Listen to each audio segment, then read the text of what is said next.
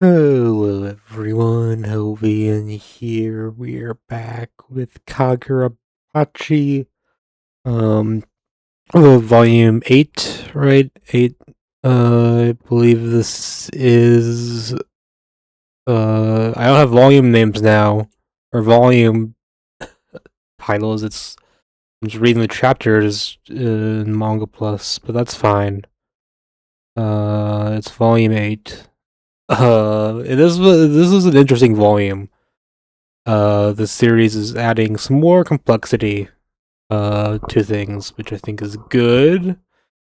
Um, but I feel like I have some concerns about execution in some areas. So, like, obviously, there's a lot coming on in this volume with like Samura.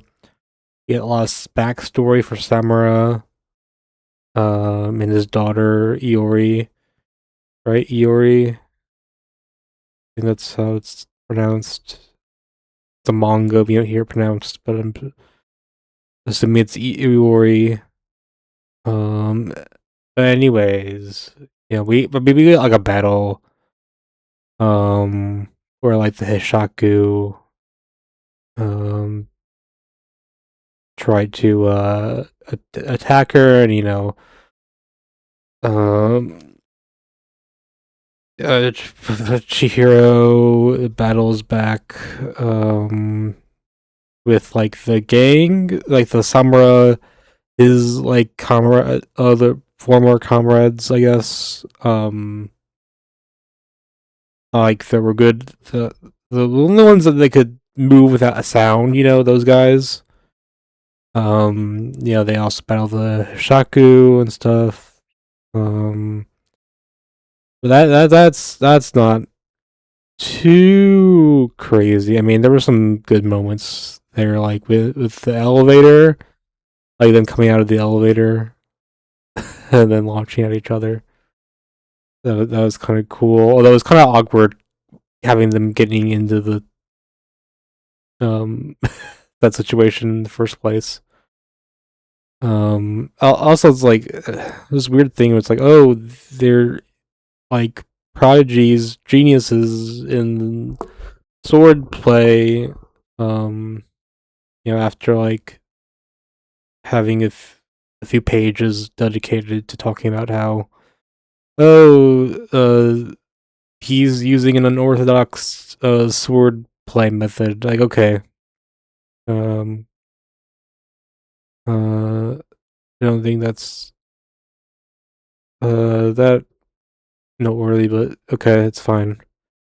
But the real big stuff happening is that Samura's daughter is actually a swords woman herself. No one's mentioned that. Oh, that's crazy. Um, and she's like the only. Okay, we've had um, blind swordsman in anime before. Not sure if well, she's not a blind swordswoman. She's a swordswoman that closes her eyes. um, that's kind of unique. I don't think I've seen that. It is a bit weird though. Um, that like you could get the benefits of you know. So like, okay, the trade off, from going blind is that all of your other senses get heightened, right? Um, but you can't get, you can't, you're not supposed to get that, um, by just closing your eyes like this. Whoa, you know, it, it's usually just supposed to be like a switch. Um, let's say like you can't. I don't know. Just it's weird. It's weird that she's doing this. But I guess there's a poetic thing in how it's like, oh, she's doing it because she admires her father. Um, that's fine. Um, yeah, I mean, I feel like I do like her better as a swords woman. I mean, I don't think well, I don't think what we had before that was bad at all. Um, but it's like okay, if it sorry, just the reveals like okay, well, we could have learned that earlier. I mean, I don't know why we needed to do that. I like oh yeah, just save it for the big showman reveal, I guess. I mean, oh, okay. Um. Anyways, we do get a lot more context. Over like Samura's like betrayal. Why he's trying to kill all the um Ishaku or kill all the sword bearers. Yes, those guys. Damn it! I paused and I got distracted, and I was what the hell was I talking about? I'm sorry. I'm sleepy. I'm tired. I'm gonna go to bed.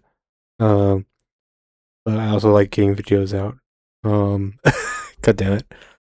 But yeah, I mean this. Samurai is more interesting now. We know that like the history is more complicated than we thought. Like the sword bearers and the bearer of the Shinuchi, master sword. We've been talking about them as if the swords themselves are like WMDs, like dukes, and that was like only like really talked about like in theory, um, mostly, but now with it was used as a nuke. It took 200,000 lives on like this um small nation. Like what the hell?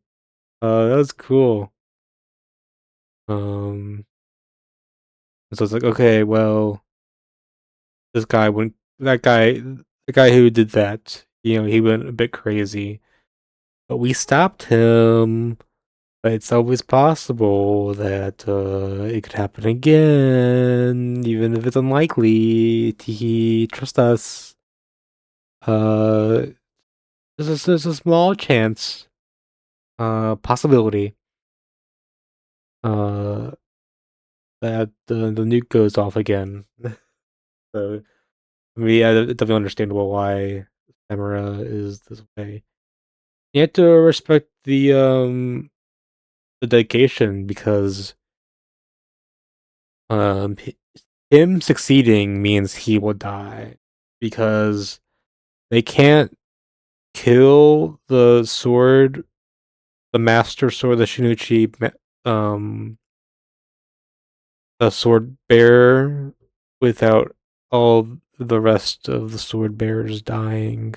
Because I don't know, the system is stupid. Okay, it's kind of stupid, but um, that's how it works. Um, Yeah, this Seitai War is a bit interesting. Like this island just showed up. And I'm kind of like a bit confused a bit. Because they said like this island showed up, and on that island was the stuff they needed to make the enchanted blades.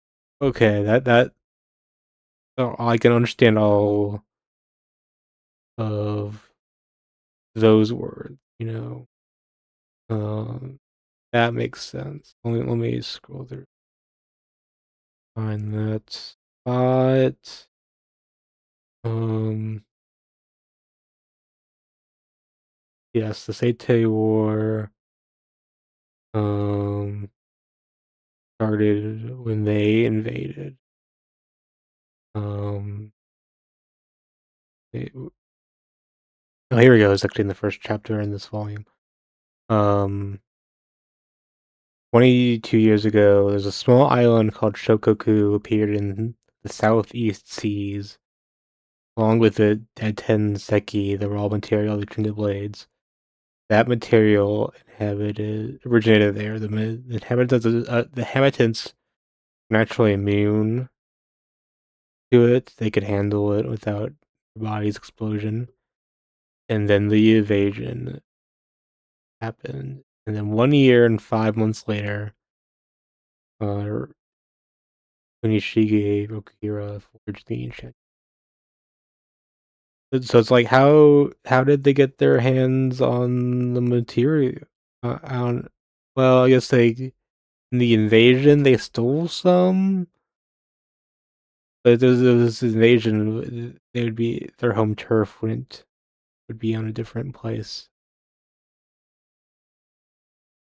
or like I don't know, maybe it's not that deep, but like, what do we know about the Shokoku guys? Like, why didn't they invade? Why didn't they have um swords? I guess they just used their raw Daitenseki. I don't know. I feel like there's more to the story. But also, like, we got most of this history through that Hishaku guy. Was it Ira, the creepy guy? So who knows if he's telling the truth? But also one other thing, it's like apparently it's like propaganda going around to hide the history behind that like 200k deaths, and that's okay. That's fine. From lore perspective, but how is the propaganda so weak though? Minori is if Minori is oh, Inori is Tamara's ex-wife. Iori, um, okay, wait, I'm sorry. Like Iori was made fun of for having for his dad for her dad being like this, supposedly hero, but like they call him a murderer. Um, which may true, I guess, but like he's not the guy that did the bombing. He didn't pilot the Enola Gay. So lay off, why don't you? Yeah. But yeah, what happened to the propaganda that? Well, I guess that. Well, they do say it like here that the Shaku are spreading around rumors and stuff. But like, okay, we can change people's memories. Well, probably not on a mass scale, I guess. Um, rumors. There's rumors. You have the propaganda stuff, man. You could just keep them guys on like a fringe level, like flat earthers, Like, oh, did you know there's a rumor going around that like Earth is flat? Like, what? Okay, okay, whatever. That's weak ass propaganda, man. Um. Uh. Oh, wait. So wouldn't that apply to the other guys, like Rokuhira, like like Chihira's dad, or does that not apply to them? Not sure. Maybe we'll see. Uh, the volume ends with like three people activating enchanted swords. Like, and we have N10, Kamiyuri, and Kobimune. So shit's about to go down. Next time. Um, Yeah, things are getting a bit interesting. We'll have to see how things go. Yay! Have a good one. Bye.